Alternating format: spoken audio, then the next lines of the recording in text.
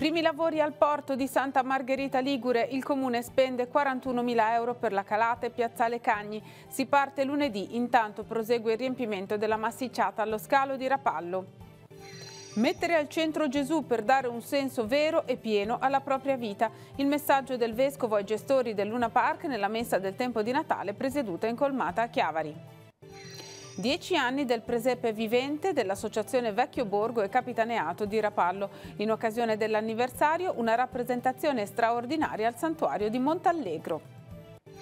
La giara di Pirandello raccontata dal Mosaico di Chiavari. Per il terzo anno gli ospiti della struttura hanno realizzato le marionette e messo in scena le vicende di Zidima e Lavaro Zirafa.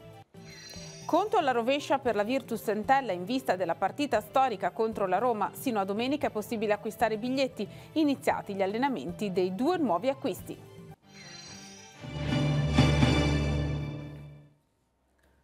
Buonasera a tutti, ben ritrovati a Tigullio oggi. Dunque a diverse settimane dalla mareggiata di fine ottobre che ha danneggiato gravemente il litorale del Tigullio, inizieranno i primi interventi significativi al porto di Santa Margherita Ligure. Il Comune ha approvato un intervento da 41.000 euro per la sistemazione della calata porto e di Piazzale Cagni, opere al via da lunedì.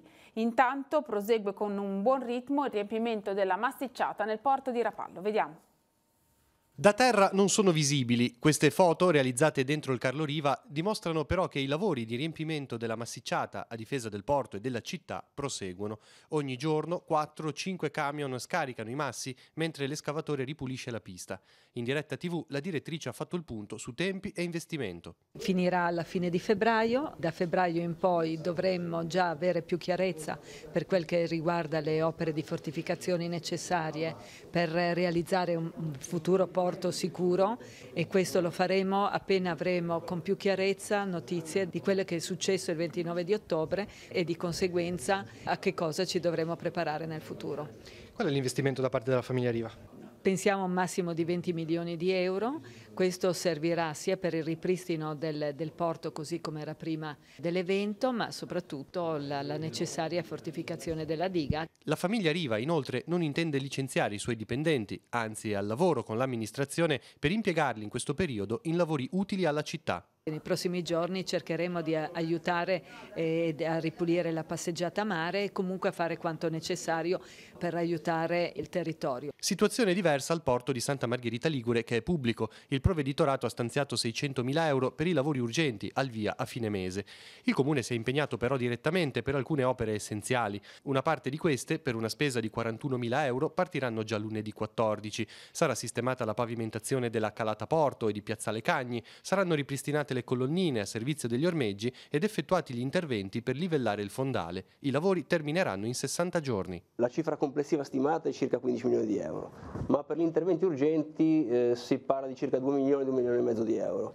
600.000 sono quelli che dicevo, l'altro 1,5 milioni, 2, io confido entro fine di questo mese di poter dare una risposta con anche un cronoprogramma degli interventi. È stato assegnato l'incarico per effettuare una valutazione del rischio sismico dell'edificio scolastico della Torre di Chiavari. L'amministrazione comunale ha affidato lo studio a 3 professionisti, l'ingegnere Alessio Ageno, il geologo Alessandro Monti e l'architetto Enrico Montaldo. L'incarico ha il costo di poco più di 7.000 euro. Si tratta del terzo edificio scolastico che viene sottoposto a controlli accurati, dopo le scuole Mazzini Est e Ovest e l'asilo Mario Soracco. Questo intervento si inserisce nel quadro più ampio del programma di messa in sicurezza del patrimonio pubblico del Comune. Questa mattina il Vescovo Monsignor Tanasini ha celebrato la Santa Messa del tempo di Natale per i gestori delle attrazioni del Luna Park nell'area della Colmata Mare di Chiavari, dove le giostre resteranno aperte fino alla metà del mese. Il pastore della diocesi ha incontrato le famiglie che lavorano nelle realtà di Chiavari e di Sestri Levante. Mettere al centro Gesù e il suo amore per dare un senso vero e pieno alla propria vita. E questo è il messaggio che il vescovo diocesano ha lasciato in consegna ai lunaparchisti di Chiavari e Sestri Levante, per i quali ha celebrato la Santa Messa del tempo di Natale. Sotto un cielo azzurro e un'aria decisamente frizzante, giovani e adulti delle famiglie che lavorano in queste due realtà si sono ritrovati nell'area della colmata mare di Chiavari, dove fino alla seconda metà di gennaio resterà allestito il Luna Park. Quello che mi ha fatto piacere è di vedere che dopo tanti anni le prime ragazze, i ragazzi che abbiamo fatto la Cresima, ormai parlo di parecchi anni fa, ormai sono sposati e hanno portato i loro bambini piccoli qui, e quindi vedo un segno bellissimo di continuità. Si sono ricordati anche i defunti di questa comunità. Sì, loro ci tengono molto a ricordare i defunti perché è un collegamento anche questo molto importante e quindi ricordarli è stato molto bello. Qualcuno si conosce, altri meno, però è bello ricordarli. Un momento di famiglia al quale hanno voluto partecipare anche i rappresentanti dell'amministrazione comunale di Chiavari, guidati dal sindaco. Al termine della celebrazione eucaristica, i portavoce dei lunaparchisti hanno consegnato a Monsignor Tanasini una targa ricordo per ringraziarlo della vicinanza della diocesi. È un momento molto bello che noi tutti gli anni facciamo come al solito e quest'anno abbiamo avuto il piacere di avere qui con noi anche il sindaco. E ci fa molto piacere dopo un po' di anni che il sindaco non lo vedevamo quando veniva il vescovo al Luna Park. Come sta andando questo periodo a Chiavari? Il tempo aiuta, vi ha aiutato? Quest'anno il tempo è stato clemente, ci ha aiutato e il lavoro è andato bene, non possiamo lamentarci anche per la location che siamo proprio a ridosso di Corso Colombo, dunque siamo contenti per questa nuova amministrazione comunale che ci ha dato la possibilità di avere un'area idonea anche per i cittadini, per le mamme con le carrozzine che vengono in piazza e la zona è molto bella quest'anno. In occasione del 10° anniversario del presepe vivente a Rapallo, il gruppo di figuranti che solitamente anima l'evento in piazza Davigo è salito al santuario di Montallegro. Qui, dopo la celebrazione dell'Eucarestia, si è svolta la sacra rappresentazione della Natività con l'arrivo dei Re Magi. Adoralo, perché il suo volto splende su di te. Sono passati 10 anni dalla prima volta in cui l'associazione Vecchio Borgo, con la collaborazione della Proloco Capitaneato di Rapallo, ha organizzato la rappresentazione del presepe vivente. In segno di riconoscenza e ringraziamento, un gruppo di figuranti è salito al santuario di Nostra Signora di Montallegro per un atto di devozione e affidamento a Maria.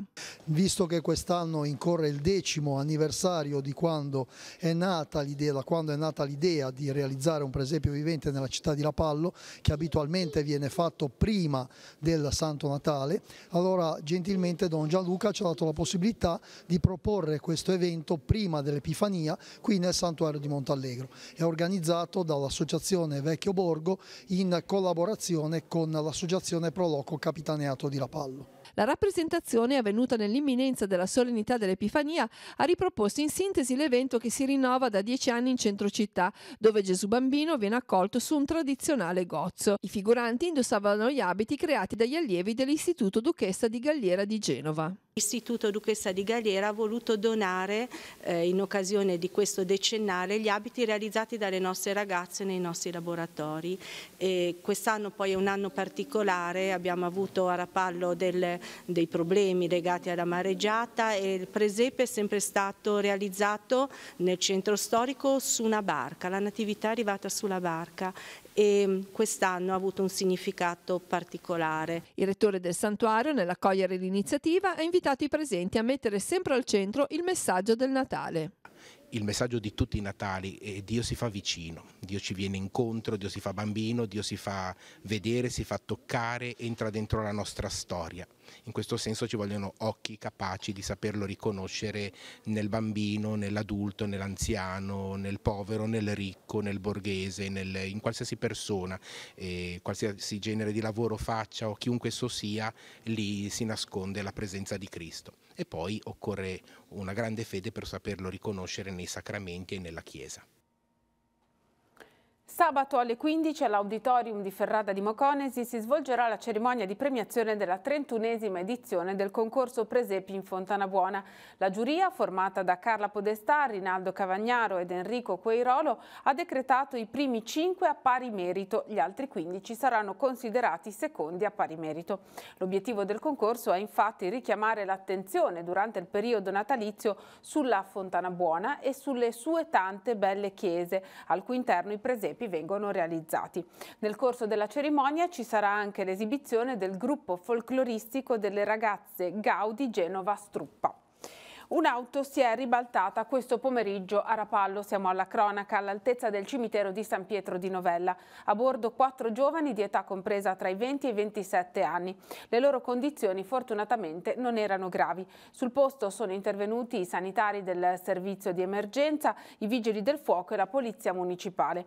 Una ragazza in codice giallo è stata portata all'ospedale San Martino di Genova. 2 giovani, anche loro in codice giallo, al pronto soccorso di Lavagna. Il quarto ha rifiutato il ricovero. Ora spazio all'economia. Anche quest'anno la Regione ha prorogato al 31 di marzo la scadenza per il rinnovo annuale dei certificati di esenzione per reddito del ticket sanitario. Vediamo i dettagli nella nostra scheda settimanale.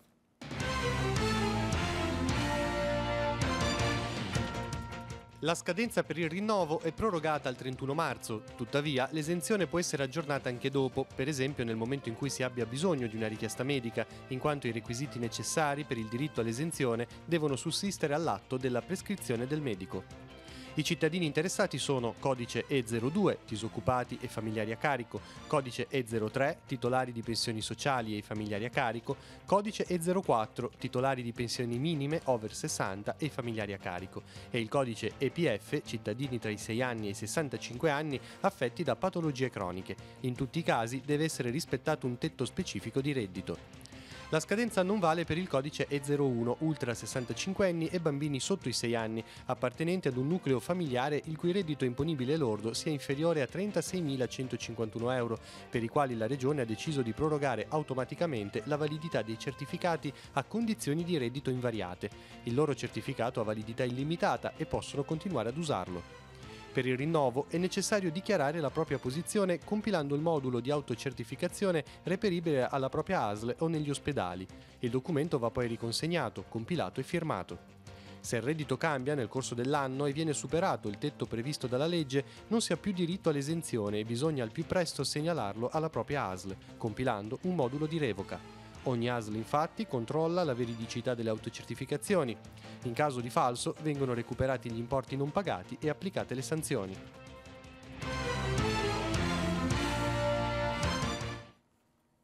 Sono partiti a Rapallo i lavori di ristrutturazione dell'immobile adibito ad alloggio del custode del cimitero urbano e di realizzazione di un percorso pedonale di collegamento tra la località Poggiolino e il cimitero urbano di San Pietro di Novella.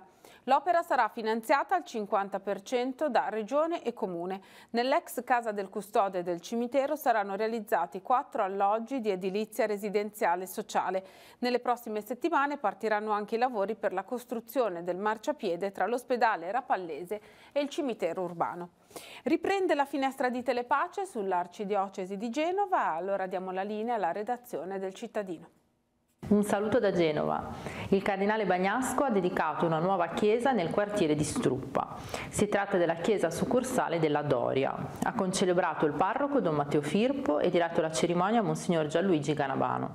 Tantissimi fedeli presenti alla messa per un'opera che è frutto della collaborazione tra il parroco, il pittore Marco Intra Sidola, la dottoressa Gaia Luce e l'architetto Stefano Repetto. La chiesa è stata dedicata a San Giuseppe e San Giovanni Bosco. La congregazione salesiana ha donato una reliquia di Don Bosco che è stata inserita nell'altare. Il parroco invita a visitare la nuova chiesa dove la Santa Messa viene celebrata tutti i giorni alle ore 18, tranne la domenica, giorno in cui è celebrata alle 18:30. Si intitola Non perdiamo la speranza, il corto della durata di 6 minuti realizzato dal Servizio per il Sostegno Economico della CEI per la promozione dell'8 per 1000 e delle offerte deducibili insieme ai sacerdoti. Il corto racconta della vita del quartiere Certosa, colpito duramente dal crollo del ponte Morandi lo scorso 14 agosto. Tra i volti del video i 2 sacerdoti genovesi di Certosa, il parroco Gian Andrea Grosso e il viceparroco Don Andrea Carcassole. Il video è disponibile sul canale YouTube Insieme ai Sacerdoti. Per maggiori informazioni sulla campagna e sulla promozione dell'8 per 1000 si può consultare il sito www.insiemeaisacerdoti.it. Anche i giovani genovesi e liguri si apprestano a vivere la giornata mondiale della gioventù con Papa Francesco a Panama. Dalla nostra regione parte una piccolissima delegazione, ma virtualmente tutti si stringono intorno al Santo Padre per vivere queste straordinarie giornate. In particolare sabato 26 gennaio alle ore 19 in seminario i giovani della diocesi si ritrovano per assistere in diretta alla veglia guidata da Papa Francesco. Dopo la cena condivisa sarà celebrata la Santa Messa e quindi il collegamento in diretta con la veglia. Per chi lo desidera è possibile dormire in seminario. È necessario prenotarsi tramite mail a csmatteo@centrosanmatteo.org. Da Genova è tutto, un saluto e a presto.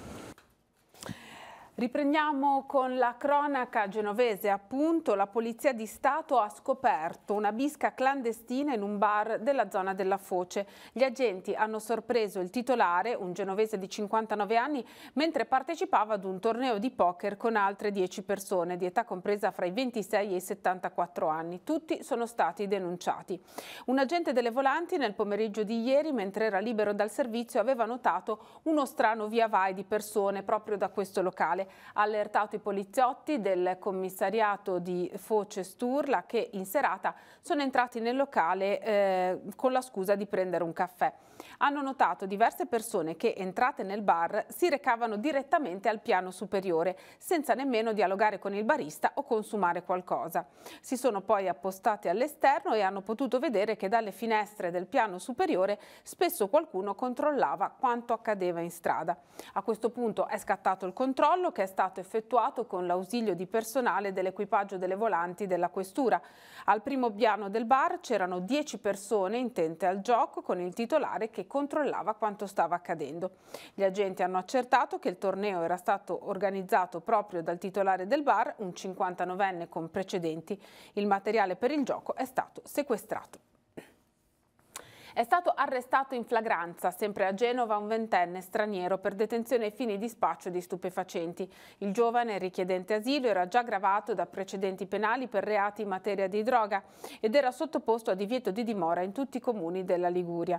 L'arresto è stato frutto di un'attività di controllo svolta dalla squadra mobile di Rivarolo, che monitorava da giorni uno stabile al cui interno sarebbe entrato il 20enne. Sorpreso dagli agenti, lo straniero avrebbe risposto in maniera evasiva. Data la forte incongruenza delle sue dichiarazioni, il giovane è stato sottoposto a perquisizione e trovato in possesso di circa 10 grammi di marijuana e 100 euro in contanti. All'interno dell'appartamento sono stati rinvenuti ulteriori 120 grammi circa di marijuana e materiale da confezionamento. Nei confronti dell'arrestato è stata disposta la custodia cautelare in carcere. Quest'anno è stata La Giara, una delle opere più conosciute di Luigi Pirandello, ad essere stata messa in scena dai ragazzi del Mosaico di Chiavari. Attraverso le marionette, gli ospiti della struttura hanno raccontato a modo loro le vicende dell'artigiano Zidima e dell'avaro Zirafa. Sentiamo. Terzo anno con i classici della letteratura, quest'anno avete scelto Pirandello, perché? Ma ci è piaciuta molto l'immagine della Giara.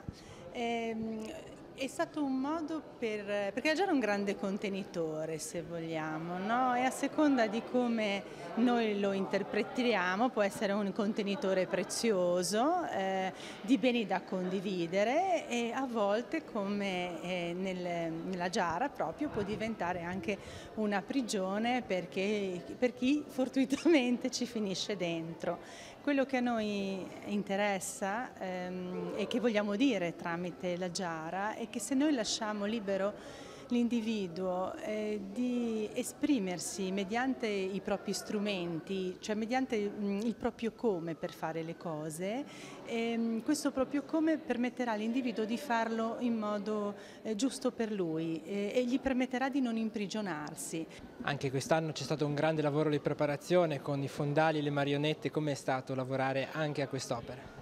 Sì, quest'anno è stato molto impegnativo, anche se poi la Giara chiaramente è molto più breve rispetto a quello che poteva essere il Don Chisciotte come lavoro. Quest'anno abbiamo avuto la fortuna di avere qualche operatore in più, qualche ospite diverso che vedremo proprio nella Giara, e tra questi operatori c'è stata una pittrice, Daniela Suvova Parodi, che ha fatto degli sfondi molto belli.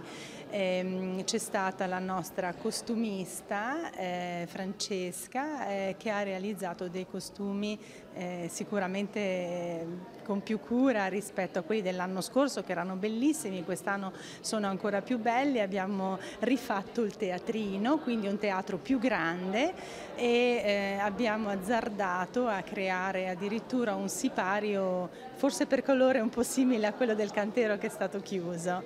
La realizzazione insomma è stata parecchio lunga, però siamo contenti, e soprattutto quello che è importante è che sono molto contenti i nostri ragazzi.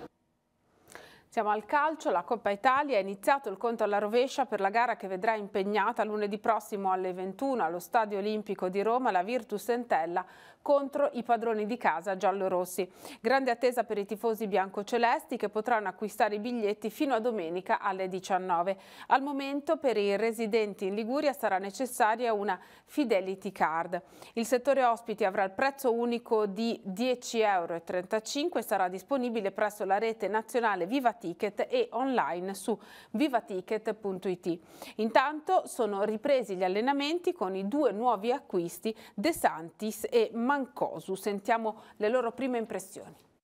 Lasci la Serie B e ricominci dall'Entella, ti chiedo con quali stimoli, con quali ambizioni.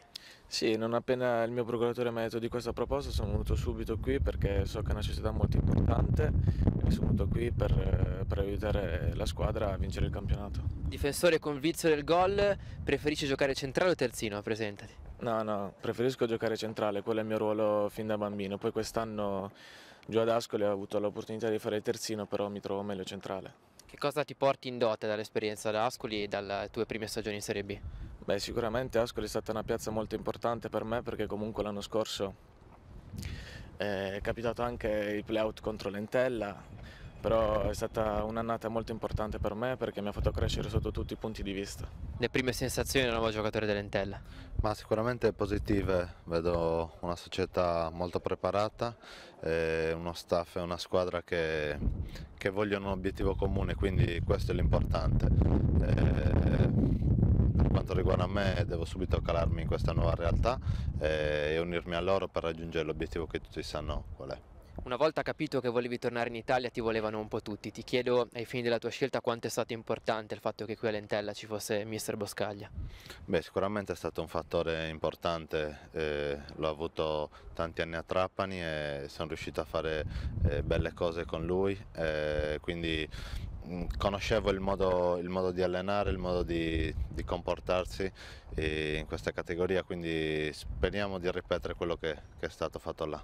Arrivi all'Entella in un momento importante, perché ci saranno tanti impegni nel girone di ritorno e perché c'è una partita storica, quella a Roma contro la Roma. Tra l'altro tu all'Olimpico segnaste il tuo primo gol in Serie A al debutto. Sì, è vero. Sì, ho seguito la partita contro il Genoa dal Canada lì e facevo un tifo come se fosse un giocatore, poi è successo veramente che sono arrivato qua, quindi adesso ci facciamo questa partita che sicuramente è qualcosa di storico e qualcosa di importante per la città di Chiavari. Esplode dentro di noi, che non tradisci mai. La mostra dedicata alle opere di Vittorio Ugolini, allestita nelle sale di Palazzo Rocca a Chiavari, sarà prorogata fino al 3 febbraio. Lo ha deciso questa mattina la Giunta Comunale. L'esposizione, che propone una selezione di 50 opere, traccia uno spaccato della produzione dell'artista, partendo dai lavori di fine anni 30 fino ad arrivare agli ultimi capolavori dei primi anni 2000. L'ingresso è sempre gratuito, ma cambia l'orario di apertura al pubblico, che sarà il lunedì, il martedì, il mercoledì, il sabato e la domenica dalle 16 alle 19. Il presepe del Brunzini, allestito nella Torre del Borgo a Lavagna, sarà ancora visitabile per il pubblico per i prossimi 2 fine settimana, sabato 12 e domenica 13 e sabato 19 e domenica 20 gennaio. L'orario di apertura è dalle 10 alle 12 e dalle 15 alle 19. È possibile però visitarlo anche su prenotazione chiamando il numero 347 5962 708. Per tutti gli altri appuntamenti c'è la nostra scheda.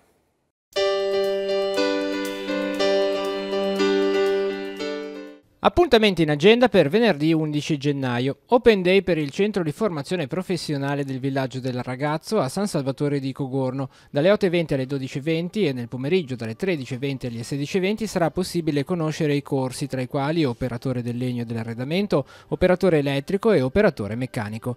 Gli attori dell'Associazione Culturale Il Minollo porteranno in scena la rappresentazione teatrale Esercitazione su Molière. 2 gli spettacoli in programma al piccolo auditorium della Società Filarmonica di Chiavari. Il primo inizierà alle 9 e il secondo alle 11. Genova rende omaggio a Fabrizio De Andrea, 20 anni dalla scomparsa. Alle 15 nel Salone del Maggior Consiglio di Palazzo Ducale si terrà l'incontro Il mio Fabrizio, a cui prenderà parte la famiglia del cantautore genovese. Un nuovo orizzonte per il trattamento del growing pain è il titolo del convegno che si svolgerà a partire dalle 15 all'Auditorium San Francesco di Chiavari. Festa a Castiglione Chiavarese per l'inaugurazione di una serie di opere pubbliche. Alle 15 taglio del nastro per il nuovo campetto e il parco giochi della scuola. Alle 16:30 invece inaugurazione del nuovo posteggio nella frazione di Missano. Nuova lezione dei corsi dell'Accademia Culturale di Rapallo. Alle 16 a Villa Queirolo Tullio Bandini terrà una conferenza sul tema Il sofferente psichico dopo la chiusura degli ospedali psichiatrici. Nella sala Livellare di Via del Pino a Chiavari alle 16:30 il docente Luciano Marcellini parlerà dell'Etiopia nell'ambito del corso Viaggi in terre lontane. 3 giorni di birra artigianale, cibo di qualità e musica a Sestri Levante con il Winter Critical Beer 2019, in programma fino a domenica all'ex convento dell'Annunziata, apertura dalle 17 alle 24. A partire dalle 17:30 nella Sala della Trasparenza di Regione Liguria a Genova verranno battute all'asta per beneficenza le 43 formelle realizzate da artisti liguri che hanno addobbato l'albero di Natale della regione. Tutti i fondi raccolti durante l'evento saranno devoluti alle scuole della zona rossa.